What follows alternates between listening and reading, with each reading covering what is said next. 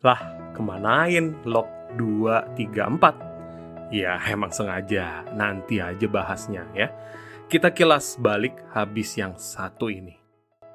Pas tiba lagi kepikiran yang ini aja. Coba, menurut lo apa tuh perang terbesar seorang cowok? Ini bukan perang yang merugikan suatu negara, bukan, atau kemanusiaan apalagi, tapi perang ini merugikan hati. Bahkan sampai bikin trauma, banyak yang sampai bikin lagu gara-gara ini. Ini tuh perang nafsu. Ini udah malam, jadi bisa bahas tentang yang satu itu. Jangan dikira hanya nafsu birahi ya, belum, masih belum bahas sampai di situ ya. Ini adalah nafsu untuk membela ego. Banyak yang secara sarkastik ngomong ke cowok, makan tuh ego. Well, jangan sampai kita menyesal belakangan hanya karena didorong oleh nafsu untuk membela ego kita, yang ternyata salah. Bagaimana ego dibentuk? Ego itu apa sih? Kalau hanya di TikTok pasti kagak ada yang jawab. Nah, tapi di sini gue bantu jawab, oke? Barangkali ingat waktu kecil kita main game, entah sama teman sekolah atau sama sepupu atau siapalah. Tahu gak? Di situ awal kita mengenal ego. Awal dimana kita ngerasa menang, jago, dan dikenal ahli. Ada yang dianggap ahli main bola, ada yang dianggap ahli main game fighting gitu. Ada juga yang ahlinya punya pacar. Gak selamanya soal game juga kan anak cowok. Tapi intinya ego itu adalah perasaan bangga yang timbul sebagai akibat karena diakui kehebatannya. Perasaan bangga ini ditumpuk terus dari yang beneran diakui sampai yang pura-pura diakui, dari yang sepele sampai yang memang kompleks. Kita itu makhluk yang mengulang kalau dipuji. Misalnya dipuji setia karena dompetnya buluk kagak diganti-ganti. Nah akhirnya bener kagak bakalan tuh dompet diganti-ganti. Yang bisa jadi dari zaman SD juga masih bergambar Naruto dipakai, bisa jadi. Ironisnya kita itu lelaki yang bertumbuh di budaya Asia. Jarang kita itu tumbuh di keluarga yang mudah memuji. Lebih banyak cacian kalau kita salah. Kita tahu banget kalau salah, jadi ya seakan sering banget kita salah. Akhirnya kita ketika ada suatu pujian yang benar-benar tulus ke kita, itu udah kayak topping udang di kue tiaw siram campur. Berharga banget. Bagaimana ego diuji? Ketika suatu hal yang menurut kita udah sangat berharga dihadapkan oleh hal lain yang lebih berharga lagi, kita ngiri. Contohnya, kita ngiri ketika topping ayam di bakmi orang lain jumlahnya lebih banyak daripada bakmi kita.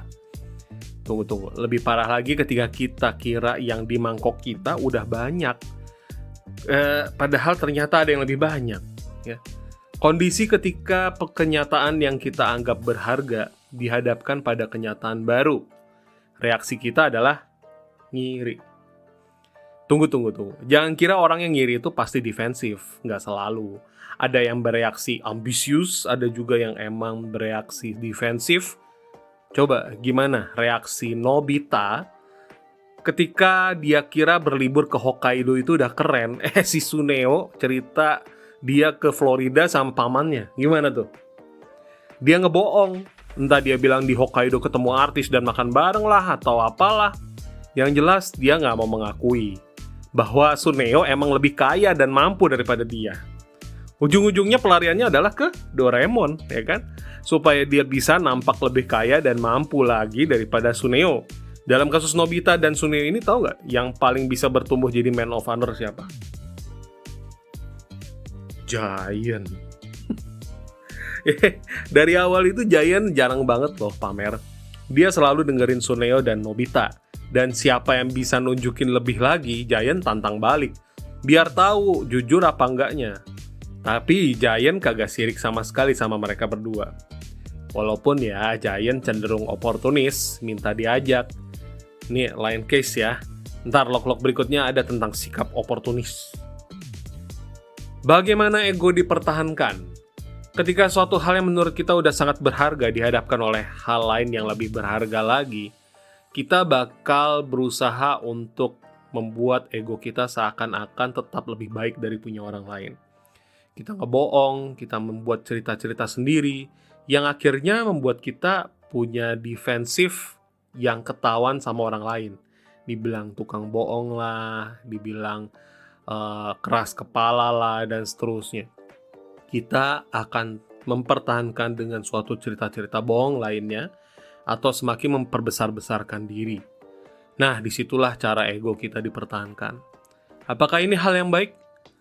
Begini, secara psikologis, teman-teman, kenapa reaksinya mempertahankan ego?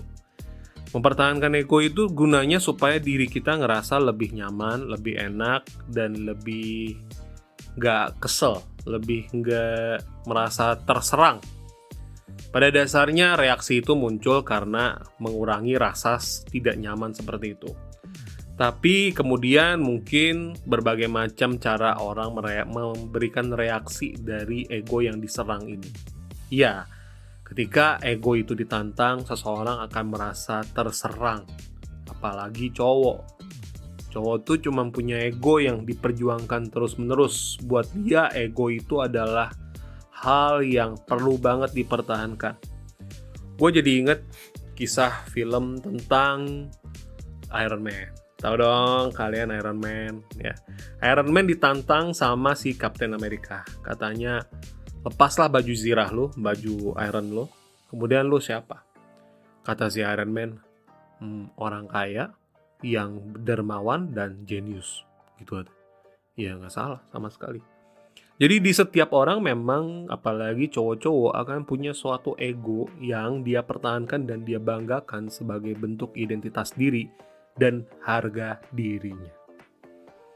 Harga diri, inilah perang sesungguhnya. Yaitu bagaimana seseorang memperjuangkan, mempertahankan, memperbesar, dan mengadu harga dirinya. Harga diri seseorang diukur dengan berbagai macam bentuk. Ada yang berupa uang, ada yang berupa network, dan ada yang berupa kecerdasan, dan lain-lain. Ada yang bahkan egonya dalam bentuk berapa jumlah mantan dalam hidupnya. Ada banget.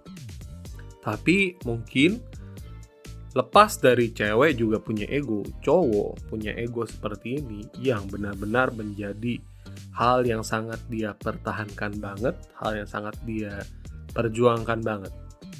Nah, disinilah strugglingnya. Teman-teman, bro, ketika ego ini sedang di-challenge oleh seseorang, beginilah sikap kita yang seharusnya. 1.